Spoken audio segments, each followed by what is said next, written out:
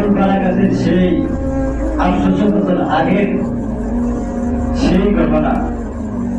সেই আবুল বারা যখন আরব দেশ থেকে একটি জাহাজ যখন মালদ্বীপের উদ্দেশ্যে যখন রওনা দিয়েছে, সেখানে সেই জাহাজের মধ্যে ছিল আবুল বারা 10 বছরের কোরআনের হাফেজ।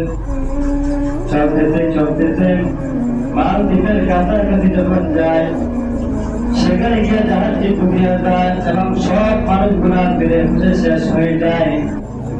কিন্তু আলোকিক ভাবে যে হাফিজে কোরআন 10 বছরের বালক ছিল, সে একটি তক্তার উপর ফিরে বাঁচিয়ে বেঁচে গিয়েছে। সুবহানাল্লাহ। সেই তক্তার উপর বসে বসে আস্তে আস্তে সেই মালদ্বীপের কাছে যখন যায়, সেই মালদ্বীপের মানুষগুলা ছিল মূর্তি পূজারী। তারা মূর্তি পূজা করত, মানুষ বাজারে নিয়ে বিক্রি করত। তখন ছিল বাজারে সেই মানুষ বিক্রির সময়।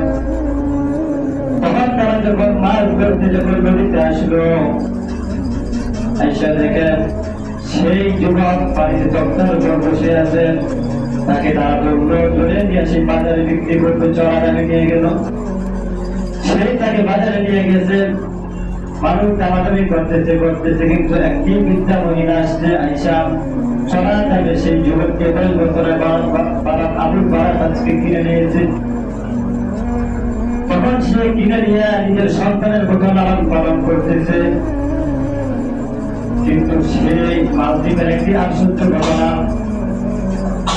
প্রতি মাসের লাস্টের রাতটা যে ছিল, সেই রাতে একটি দানব আসতো। সেই দানব মন্দিরে আসতো। সেই দানবকে শান্ত রাখার জন্য একটি কুমারী সুন্দরী মেয়েকে সেই মন্দিরে রেখে আসতো।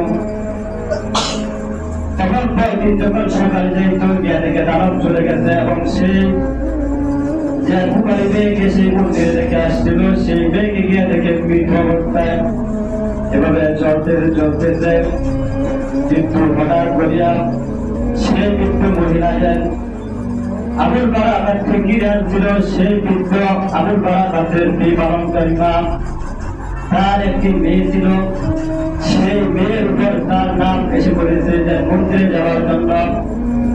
তখন সেই আবুল বারা কাছের পালনকারী মা কাঁদতেছে কি করবে। তখন আবুল বারা সেই মাকে বলতেছে, চিন্তা করবেন না, আপনার মেয়ের বদলাতে মন্দিরে আমি যাব। তখন আবুল বারা রেডি হয়ে গেছে, বলতেছেন, মা আপনার মেয়ের কাপড় চোপড় আমাকে পরিয়ে দিন, আমি কাপড় চোপড় পরে মন্দিরে যাব।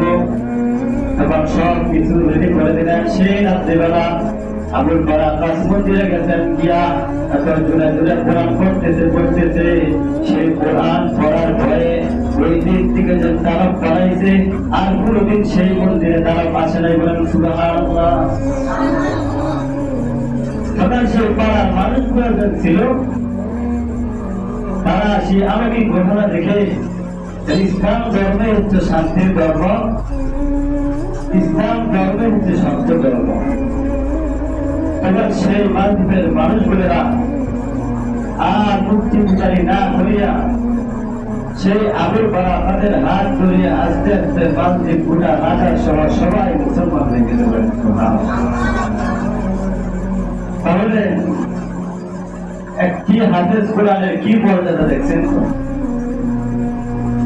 সেই জন্য যাদের সন্তান আদি আছে, সেই সন্তান আপনার কাছে একটা আমার আপনার আপনাকে সন্তান দিয়েছে, মেয়ে দিয়েছে, ছেলে দিয়েছে।